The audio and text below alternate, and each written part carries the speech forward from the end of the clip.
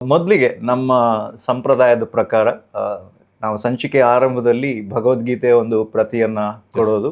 So ಆ ಭಗವದ್ಗೀತೆಯ ಪ್ರತಿಯನ್ನ ಕೊಟ್ಟು ನಾವು ನಮ್ಮ ಕೃತಜ್ಞತೆಯನ್ನ ನಿಮಗೆ ಸಮರ್ಪಿಸ್ತೀವಿ. Thank you so much, kind of you.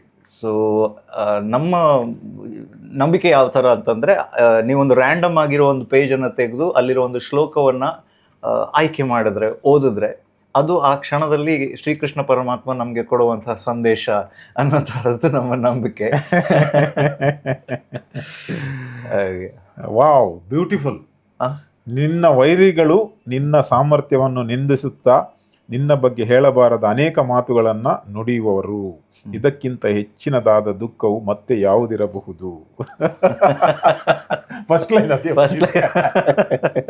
But ಅದಕ್ಕಿಂತ ದೊಡ್ಡ ಪಾಠವೂ ಯಾವುದೂ ಇಲ್ಲ. ಅಲ್ಲಲ್ಲ, ಅದರಿಂದಲೇ ಪಾಠ ಕಲಿಯುವುದು ನಾವು. ಅವರಿಲ್ಲ ಇದ್ರೆ ನಮಗೆ ಪಾಠ ಕಲೀಲಿಕ್ಕೆ ಎಂಥದ್ದು ಇಲ್ಲ. ಸೊ ನಿಮ್ಮ ಲೈಫಲ್ಲಿ ಹಾಗಿದ್ರೆ ವೈರಿಗಳು ಎಷ್ಟು ಮಹತ್ವ ಪಡೆದಿದ್ದಾರೆ? ವೈರಿಗಳು ಅಂದ್ರೆ ಯಾವತ್ತು ನಾನು ಯಾರನ್ನು ಕೂಡ ವೈರಿ ಅಂತ ಕಾಣಲಿಲ್ಲ. ಓಕೆ. ಬಟ್ ಒಮ್ಮೆ ಒಂದು ಸ್ಟೆಪ್ ಮುಂದೆ ಹೋದ ಹಾಗೆ ವೈರಿಗಳು ಏನಂತ ನಮ್ಗೆ ಗೊತ್ತಾಗುತ್ತೆ.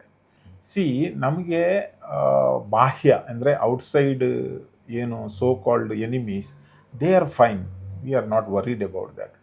But the problem is within us. Within us ಯಾರು ಇರ್ತಾರಲ್ಲ ಅಂದ್ರೆ ಅಂಥವ್ರ ಹತ್ರ ನಾವು ಬಹಳ ಕೇರ್ಫುಲ್ ಆಗಿರಬೇಕು. ನಮ್ಮವರು ಯಾರು, ನಮ್ಮದಲ್ಲದವರು ಯಾರು ಅಂತ ಕರೆಕ್ಟಾಗಿ ಗೊತ್ತಿರಬೇಕಾದ್ರೆ ಅದು ಪುಸ್ತಕ ಓದಿ ಅಥವಾ ವಿಡಿಯೋ ನೋಡಿ ಅಥವಾ ಭಾಷಣ ಕೇಳಿ ಆಗುದಿಲ್ಲ. ಅದು ನಿಜವಾದ ಅನುಭವದಿಂದ ಆಗುದಿಲ್ಲ. ನಮ್ಮ ವಿಡಿಯೋ ನೋಡೋದು ವೇಸ್ಟ್. ಹಾಗಲ್ಲ, ವಿಡಿಯೋ ನೋಡಿದ್ರೆ ಏನಾಗ್ತದೆ ಅಂದ್ರೆ ಸ್ವಲ್ಪ ಕೇರ್ಫುಲ್ ಆಗ್ತದೆ. ಸೊ ನಮ್ಮ ಜರ್ನಿಯಲ್ಲಿ ಅರಿವಿರುತ್ತದೆ. ನನ್ನ ಜರ್ನಿಯಲ್ಲಿ ಫಸ್ಟ್ 15-16-17 ಇಯರ್ಸ್ ನಾನು ವಿಡಿಯೋನು ನೋಡಲಿಲ್ಲ, ಅಂಥದ್ದು ಬುಕ್ಕು ಕೂಡ ಓದಲಿಲ್ಲ. ಸೊ ಕಂಪ್ಲೀಟ್ ಅನುಭವದಿಂದ ಬಂದದ್ದು. So that is the reason ಈಗ ಅನುಭವನ ಬೇರೆಯವರೊಂದಿಗೆ ಹಂಚಿಕೊಳ್ಳುವ ಒಂದು ಅವಕಾಶ ಸಿಗ್ತಾ ಇದೆ. ಅದು ವಿಡಿಯೋ ಮುಖಾಂತರ ಇರಲಿ ಅಥವಾ ಲೈವ್ ಆಡಿಯನ್ಸ್ ಮುಖಾಂತರ ಇರಲಿ ಅಥವಾ through stories, our episodes, or through our ಏನು ಒಂದು ಮೂವೀಸ್ ಏನೇ ಇರಲಿ, ಅದರ ಮುಖಾಂತರ ಒಂದು ಮೆಸೇಜನ್ನು ನೀಡಲಿಕ್ಕೆ ಈಗ ನಮಗೆ ಸುಲಭ ಆಗ್ತದೆ. ಯಾಕೆಂದರೆ ಅನುಭವದ ಮಾತು.